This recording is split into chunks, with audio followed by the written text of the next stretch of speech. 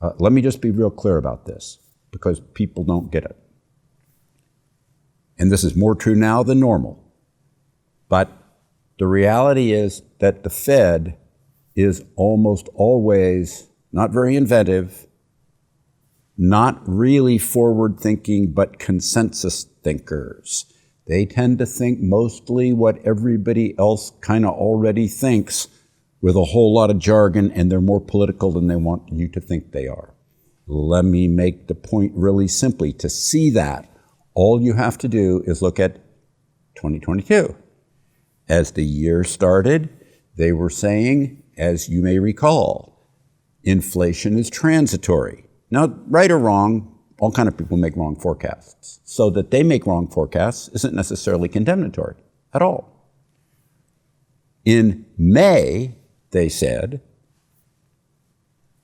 Powell said, Chairman, we're not even considering 75 basis point rate hikes.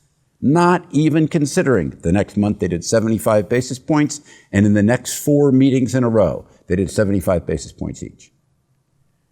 So what I'm going to say to you is that it is and has always been largely true. They themselves don't know what they will do. They themselves don't know what they will think a few months from now.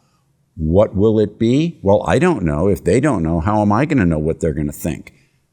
But it is less important now than normally it's been, because traditionally, most of history, not all of history, when the Fed hiked overnight bank reserve rates, federal funds rate, that raised the bank's cost of borrowing money. And since banks are in the business of taking in short-term money as the basis for making longer-term loans, to finance those longer-term loans,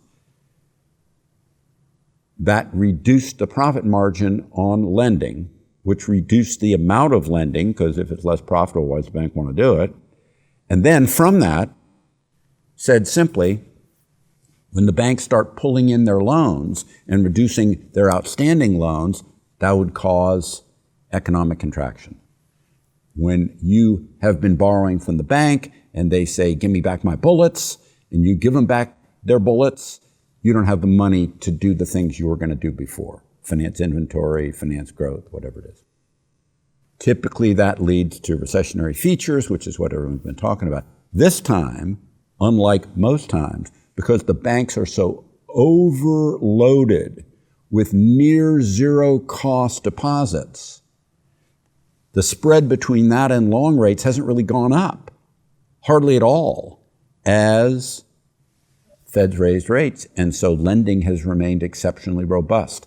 Rather than focus on what's the Fed doing at their FOMC meeting, look online monthly to see how much loan growth is increasing or decreasing, because it's loan growth that really matters, not the interest rate. We get confused by this because we assume that if interest rates are going up, that's really got to kill things. But it's really how much bank lending that goes on that does or doesn't kill things, not the interest rate. We think about that because we think of ourselves as borrowers.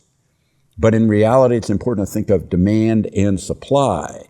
And in an environment where loans are going up aggressively because banks are making more money on loans and pushing the loans out, you need to see that somebody's borrowing that money, and they're not borrowing the money to sit on it, they're borrowing the money to spend it one way or the other. And that isn't contractionary or recessionary. Thank you for listening to me. Subscribe to the Fisher Investment YouTube channel if you like what you've seen. Click the bell to be notified as soon as we publish new videos.